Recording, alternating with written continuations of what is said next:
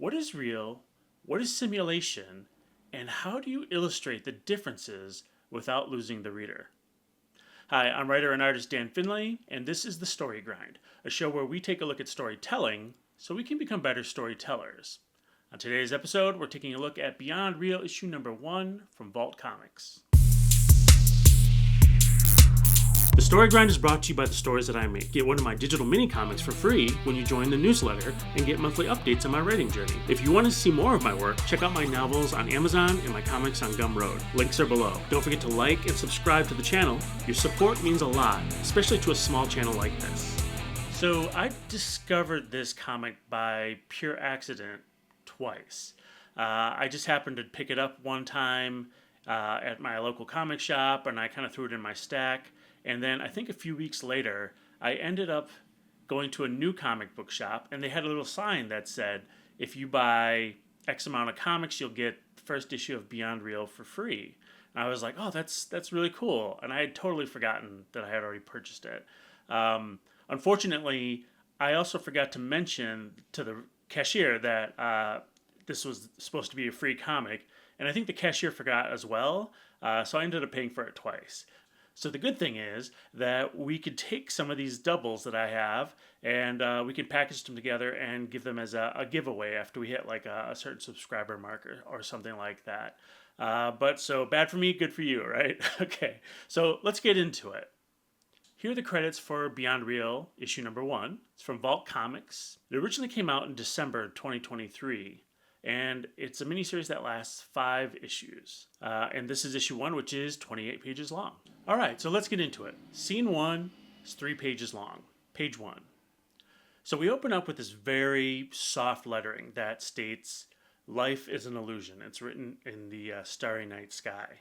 So we get a 3/4 splash of the night sky and the stars with the lights of the city in the lower quarter. We're introduced to 2 characters who are stargazing on top of their car and debating about how we're all living in a computer simulation. They're obviously in a relationship. Opening up your story in your very first scene with a debate is never the strongest move, in my opinion.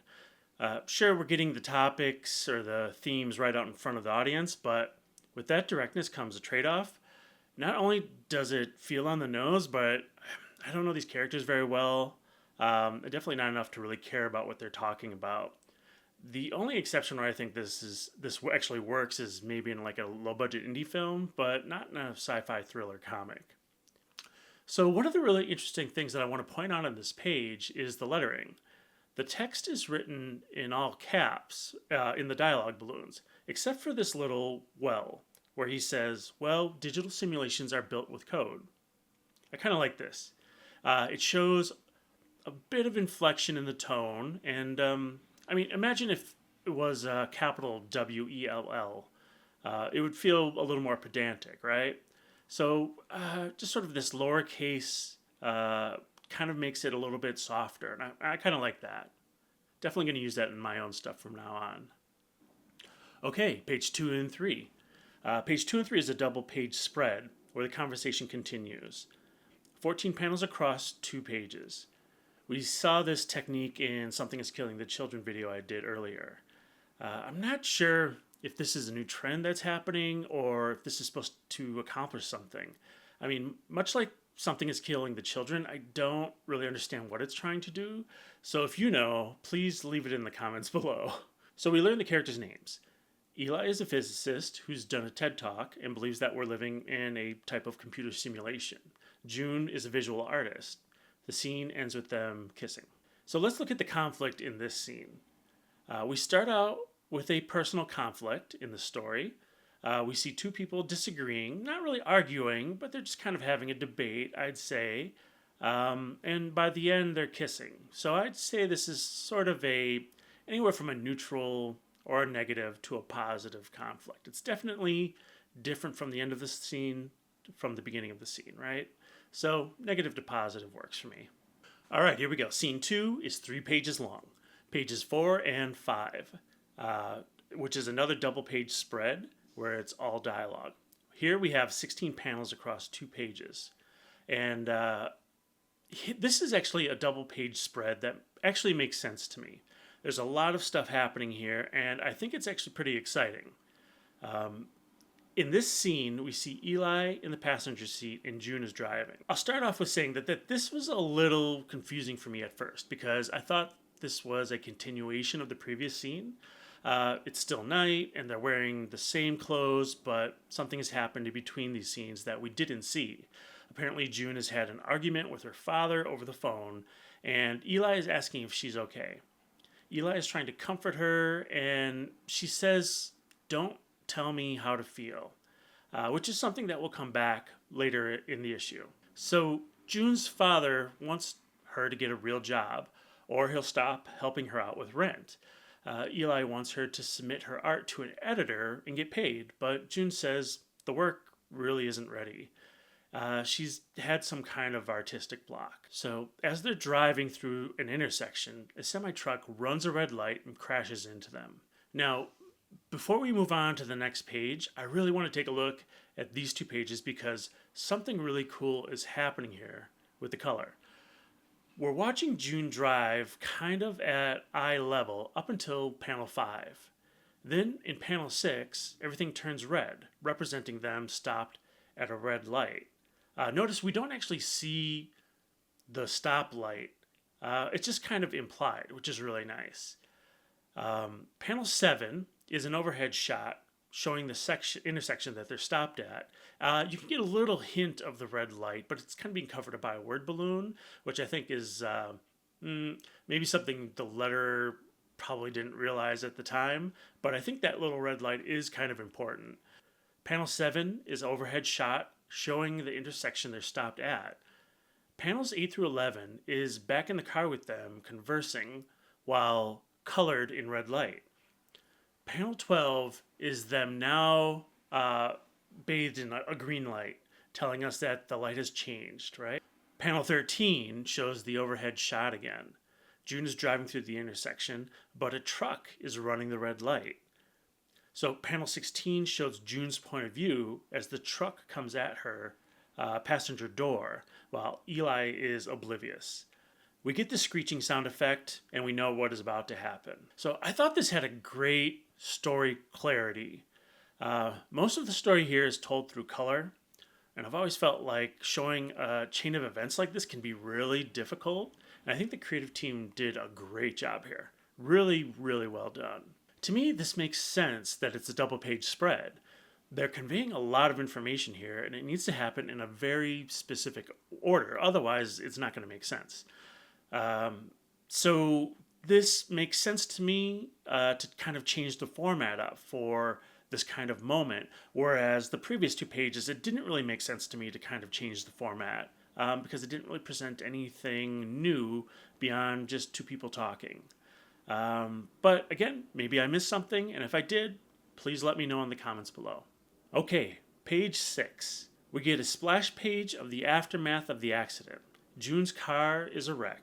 Eli is calling out June's name, but something else is going on here. The visual has distorted and is streaking as if there's a kind of digital glitch. So words are written across the sky, which state, "Illusion is a perception." Again, this is sort of like in a very soft lettering. There's a blur probably put on it, and it's a little difficult to read, but I think that's intentional. Is this the inciting incident?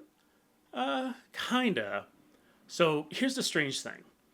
This is part of the inciting incident, but it doesn't feel like the entire thing to me. We'll dig into this a little bit further later in the video. So let's take a look at the conflict in this scene. The previous scene ended on a positive, and this feels like a continuation of that scene, but it isn't.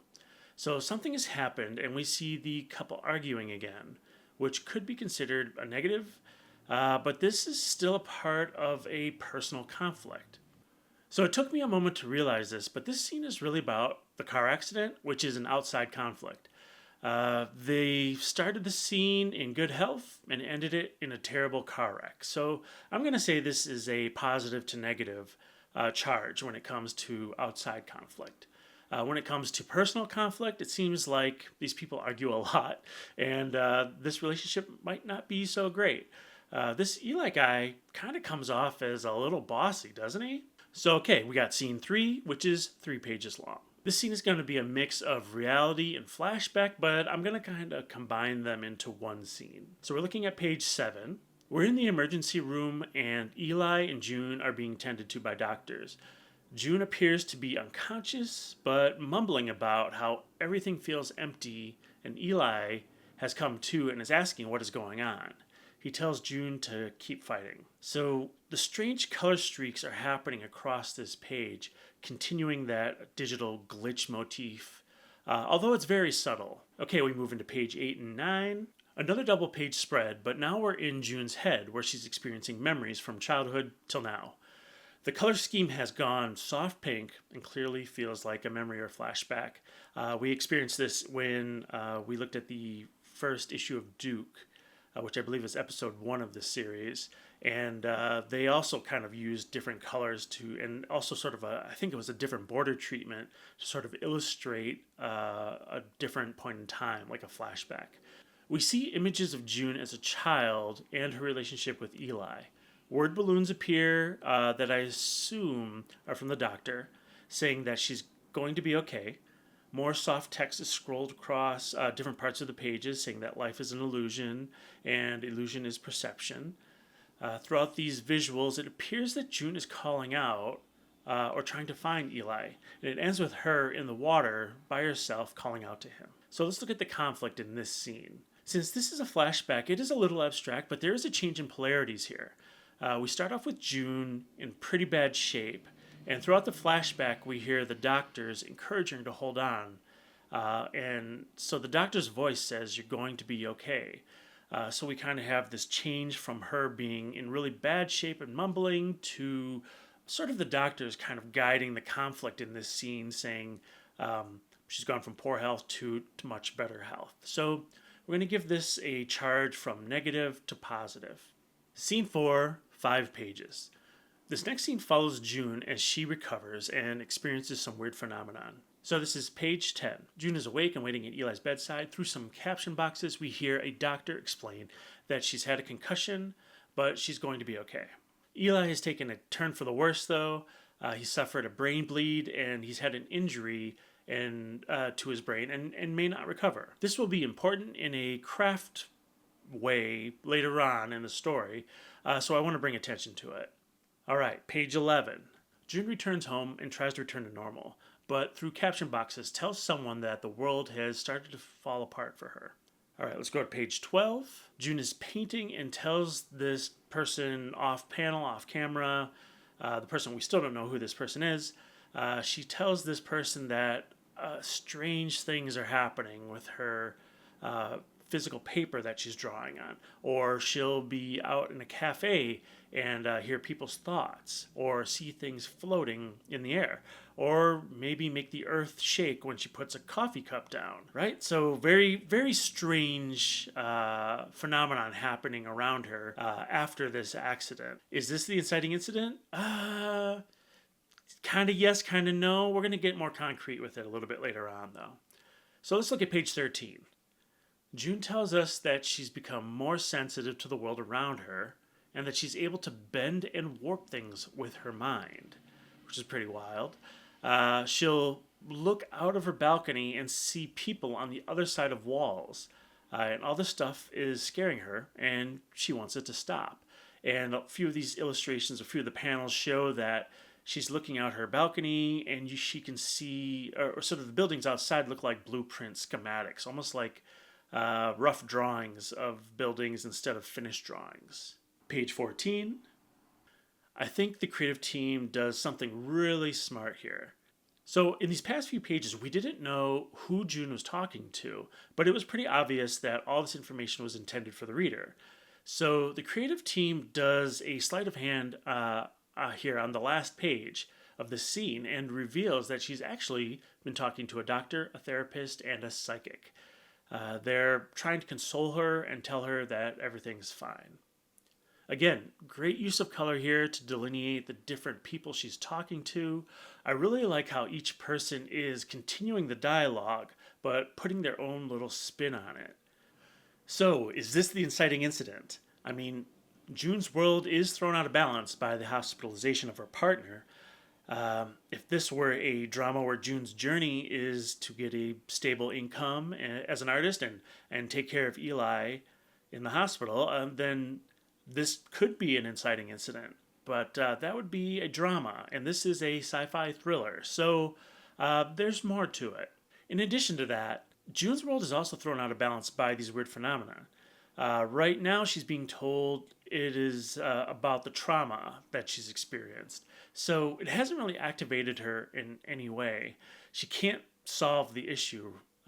As well, I mean, she goes to the doctor, she goes to the therapist, she goes to the psychic, and it's still not solving that issue for her. So this is all still part of her ordinary world. Maybe she's just going crazy.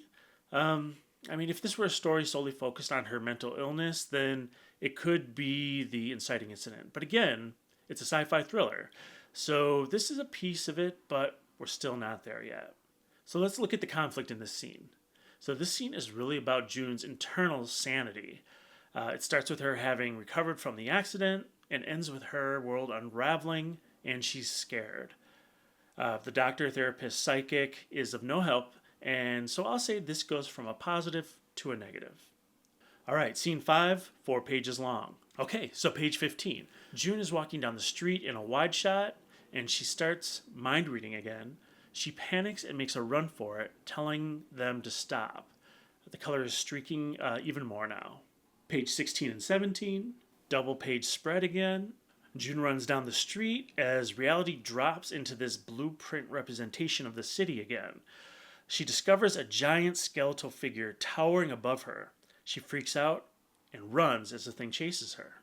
She tells the creature to leave her alone. Page 18. The creature approaches and she lashes out, using her newfound superpower to, I guess, energy burst or just toss things around her. The final panel shows her kind of crouched on the ground in the aftermath, kind of shocked by her own experience, by what she was able to do. But also, it's good to point out that everything has sort of returned back to normal.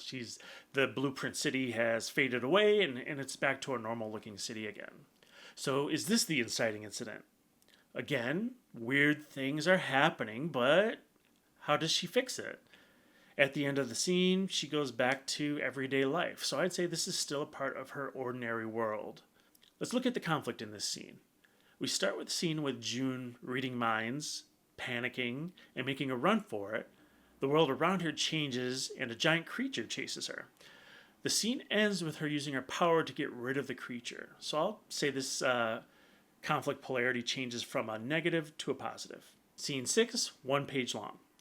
All right, so this is a little bit of a strange one for me. It's a scene that's only 1 page long, which is a little unusual. But let's look at it. Page 19. June sits in a circle with what looks like a therapy group.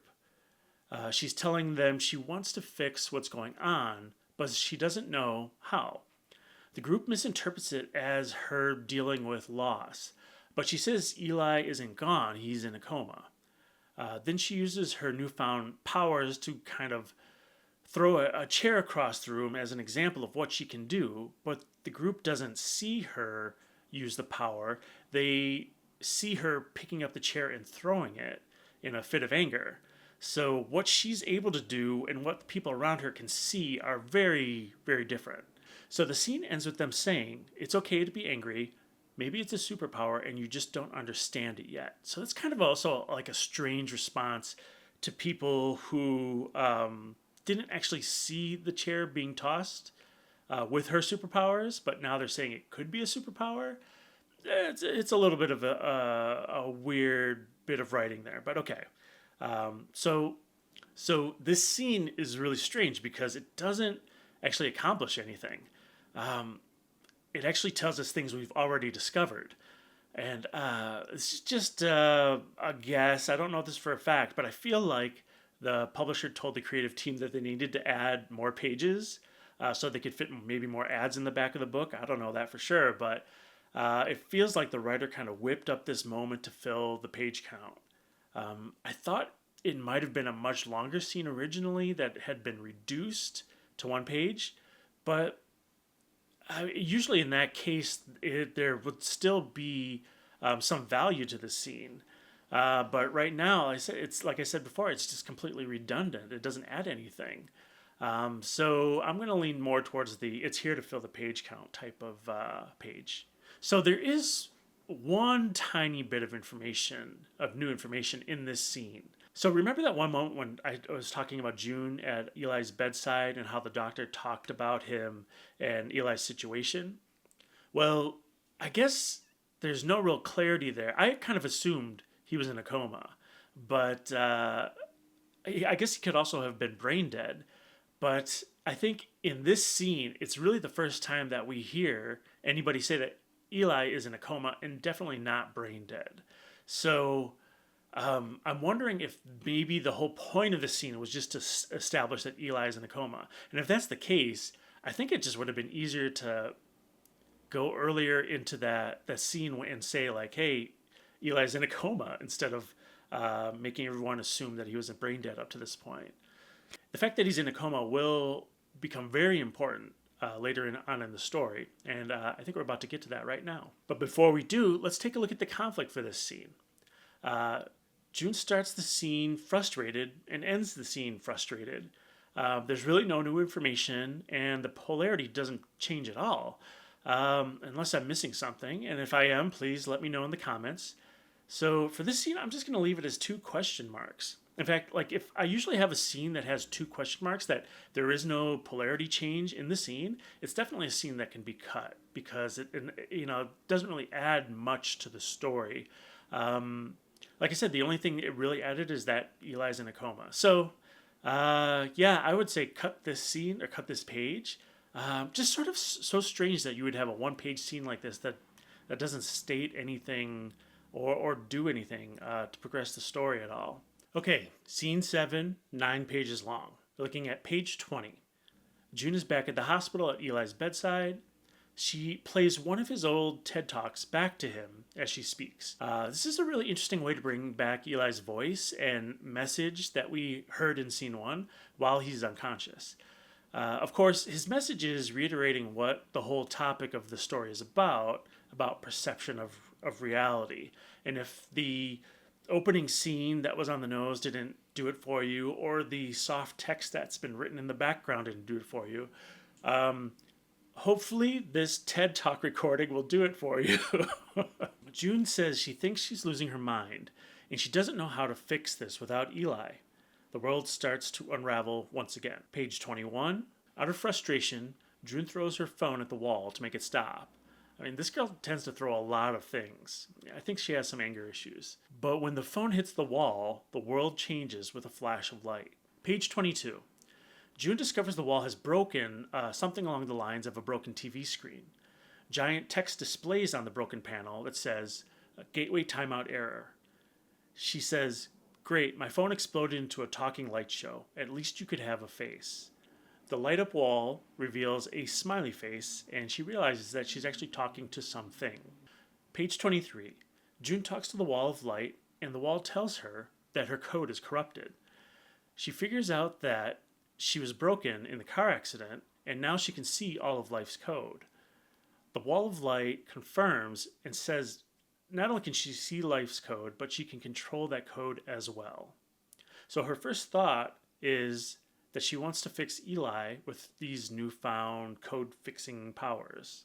So this, to me, is the inciting incident. The creative team has been hinting at this for like the past 10 or so pages, but now we finally have an answer as to what's really happening. There's no way June is going back to the ordinary world after this. This was kind of a strange one. I don't think I've ever had an inciting incident take so long to drop after the first event. I'm not sure why the creative team took so long to get to this moment either. I mean, if we go from the scene on page 10 where June is sitting by Eli's bedside and cut out everything in between to page 21 where she's sitting at his bedside again, and then she like picks up the phone and throws it up against the wall. Yeah, I don't think we'd lose that much. I mean, in those pages, we did get some questions regarding her mental health after the accident. We did see her with some of these powers that she doesn't quite understand. And we did see a giant skeletal creature. But, those are all going to make an appearance later on in the story, anyways. So I'm not sure if that really adds anything. Um, at the same time, I think if you abbreviate the scenes that quickly, if you kind of have her just throw the phone right after page 10 and go into this moment, I think it's going to be pretty fast, maybe even too fast for a reader. So it's sort of a trade-off. I feel like you still need like a bit of a story beat in there before she has this discovery, but I feel like 10 pages was way too long to kind of build up to this moment. Okay, page 24. The Wall of Light tells June that she can't fix Eli, even with these newfound powers. She is limited to form objects. Not exactly sure what that means, but okay. She tells the wall to repair Eli instead, but the wall says it can't repair Eli, it can only repair editorial corruptions like June. Eli is apparently not an editorial corruption. So then she asks the important question, which really is what this whole story is about. She says, whose function is it to decide Eli's repair? And then the wall answers with the administrator. So June's objective is to find the administrator so that she can get Eli out of his coma. This is setting us up for the second act start, and this will be the whole journey June's about to go on. So this page sets up the stakes for us. If June goes out to the source to find this administrator and is caught in this sort of newfound reality, her data will be formatted and her code will be reassigned. So I'm not exactly sure what that means. I'm guessing maybe if she dies, she'll be brought back as a different person, kind of like reincarnation, but probably with different goals and objectives. I'm not quite sure. As they're talking, the world is stripped back down to its blueprint drawing as if reality is unraveling. Okay, page 25. The Wall of Light offers to repair June's corruption, and she refuses, stating that she really doesn't like people telling her how to feel. And in a moment of anger, she jumps off the blueprint building. So this is it. She's gone on this journey to bring out Eli from his coma. This is the beginning of Act 2. Okay, page 26 and 27. Double page splash where June lands into a new reality that is a watercolor painted version of an abstracted city. Lots of work put into this double page spread. I mean, the coloring is very different from what we've seen so far. Very cool kind of renditions of a city, I guess. It almost looks something like something out of Inception, where you just have these very long, tall, almost abstracted buildings with no bottoms, essentially. There's no foundations, they're just kind of floating in the sky. And so this is sort of almost in a very Matrix type fashion. This is the reality she's waking up in. This is the real world, you could say. So a sound effect grabs June's attention and she turns around to see. So it brings us to page 28, where we see a splash page as two of these skeletal creatures that we saw earlier have now discovered June. There is almost like billboard sized text in the scene that says unauthorized corruption has been detected, and it sort of leaves us on a suspense moment as these creatures kind of zero in on June, who's brand new to this new reality. So let's look at the conflict in this scene. So it starts off with June being hopeless at Eli's bedside, and by the end of the scene, she finds a way to bring Eli back. So I would say that this goes from a negative to a positive. But then we tag on this sort of suspense moment where she encounters the skeletal creatures. So really, as is with most of these comic issues that want to bring you back for a second issue, I'll say that the scene ends with a question mark. But I really think it's more like it goes from a negative to a positive and then kind of launches us into a suspense moment. So I think for the purposes of the diagram, we'll just go negative to positive. And then maybe like have the suspense question mark just kind of hanging out there. It's almost as if the painted pages are the beginning of a whole new scene. So let's step back and take a 10,000 foot look at the story, the first issue of Beyond Real. All right, so we have 7 total scenes in this story. Um, One scene, scene five, has sort of an action moment, but no real action throughout. That's why I'm kind of calling this more of a suspense thriller at this point. In the next few issues, there will be a little bit more action. Um, but sort of this orange page represents that moment where June encounters the skeletal creature for the first time and sort of uses her powers to kind of scatter everything around her and return her back to the reality as she knows it at that time. We also have scene six here, which is that one page scene, which is really strange. Um, if you look at sort of the flow of how these scenes work, you got negative to positive in scene one, scene two positive to negative, scene three negative to positive, and it flows back and forth like that, negative to positive, positive to negative. So scene six should be a positive and sort of end on a negative.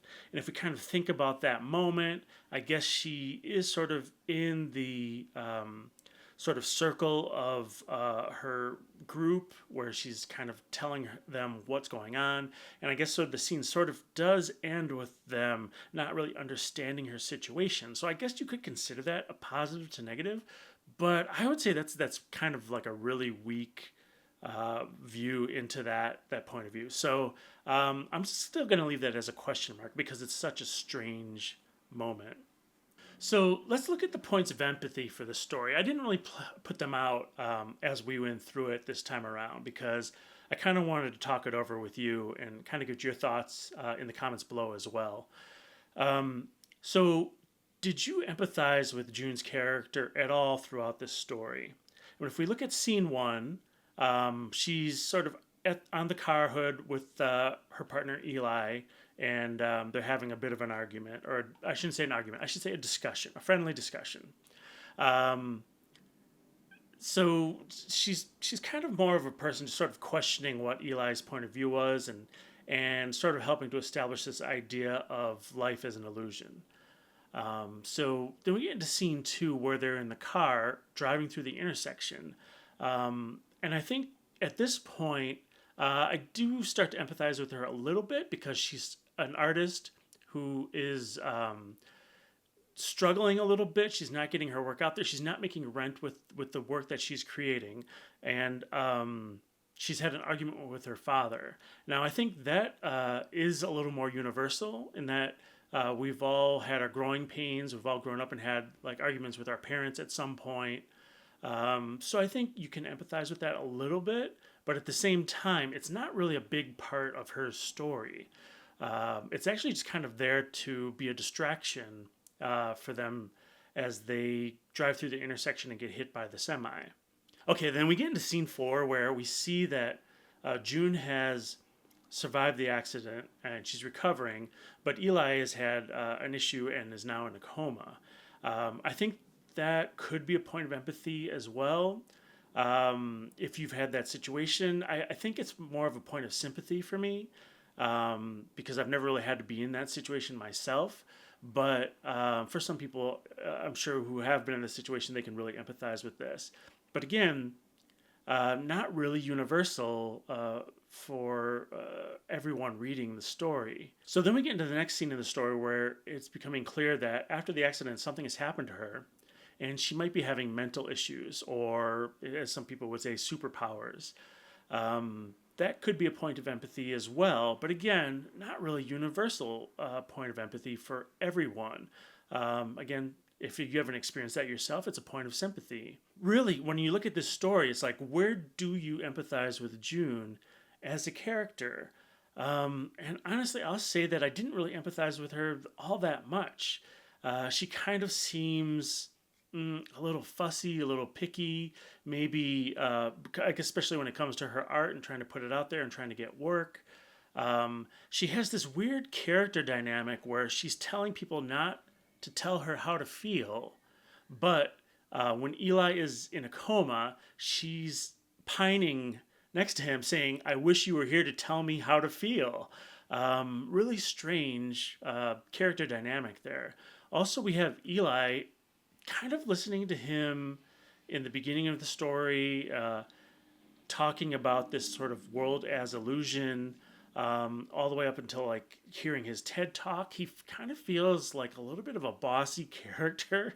Um, who is apparently telling June how to feel. So I'm not exactly sure I really empathize with his situation either. And I think that's why this sort of story kind of falls a little flat for me. It's the characters, I can't really relate to them, can't really connect with them, which is too bad because I think um, conceptually it's something worth exploring. I mean, we've seen this done in The Matrix incredibly well, right? If you look at the character's point of empathy for Keanu Reeves there, it's him sort of living in a very humdrum corporate world where there's sort of something more scintillating happening outside that world, and sort of like this idea that he's sort of this corporate drone is sort of his point of empathy, which I think, I think that's just life. I think people experience life. It's not always exciting. So I think that is more of a universal point to jump on and to get readers or people watching the movie on board with, right? So unfortunately, I think with Beyond Real, it doesn't really pull it off as well as The Matrix did. But we still have these characters who are just kind of, we have June just kind of going on this journey to bring her kind of unlikable partner out of a coma. But I mean, honestly, I don't know if I would continue reading this. This is sort of one of those stories where the art is fantastic. I love the interpretations of sort of the way the reality breaks. I thought the watercolor rendition of the world and sort of the way they show an alternate reality is incredibly well done. You also have this incredible challenge of showing an alternate reality. I don't know if any of you out there have tried this, but when you're drawing this stuff, it's just like kind of making this stuff out of your head. It's like you can do it like once, maybe twice, but if you keep having stories where you have to keep doing this and creating something new, it can become really challenging. So hopefully, we're going to see a lot more of sort of different worlds coming out of these artists. But yeah, very, very great way of interpreting another world. I loved how it kind of went from like a blueprint drawing at first into this sort of watercolored version. As the story continues, this watercolor rendition of this sort of new reality does continue throughout the story. Uh, it's incredible. It's actually so well done, and I do believe it's watercolor. It looks pretty similar to watercolor texture. So I kind of want to also step back and take a look at scene one, where we have June and Eli having a discussion that's kind of on the nose about the topic of the story. And I think that's really important to point out. Like, when I started actually sort of analyzing the story, I thought, is this first scene even really necessary? Because it's just so on the nose. And it's just sort of them talking about what'll eventually happen in the story. At the same time, I thought, like, if you remove that, you would essentially have just a whole bunch of negative moments. I don't think June has a happy moment in the rest of this entire issue beyond that kiss she has at the end of scene one. From that point on, poor June, she's just experiencing terrible mental health issues, as well as dealing with a lover who's hospitalized. Not to mention probably all the other stuff that's happening in her life with her father and her rent situation and her art situation. So, looking back at it, you do need sort of a happy moment for June, and it happens at the end of that scene one. Otherwise, you would just have this book of misery. And I think you've probably seen it. I've definitely seen stories where people just create stories where the main character is just a victim throughout, and it really becomes difficult to follow along or empathize with someone who doesn't have agency in their life. So watching this, even just having seen that little kiss at the end of scene one, just makes this a little bit more palatable for me as a reader. And that's something worth thinking about and focusing on in story creation in general, is to have a character that is not a complete victim, but also has some happy moments despite all this terrible stuff happening to them. I do like how the writer plays off the idea of superpowers for this character, but it actually ends up becoming a lot more and something more than superpowers. I think this is really smart because sort of general comics audience is superpower focused. So if you're sort of a general reader coming to this and you think, oh, superpowers, you might be more drawn to this than, let's say, if it was just a regular sci-fi story. So what did you think of Beyond Real issue number 1? Did you like it? Did you hate it? What was working for you and what wasn't? Would you pick it up off the shelf if you saw it? I do believe you can pick it up in trade paperback form if you wanted to read the entire story in one sitting. But please leave your thoughts in the comments below. So that's it for issue 1 of Beyond Real. Please like, follow, subscribe, and share this with your friends if you enjoyed it. We are trying to build a bigger community here, and hopefully that'll get the word out and help improve the algorithm. I guess that's how it works. I have no idea. But anyways, that's it for the Story Grind. Thank you for watching, and I will see you next week.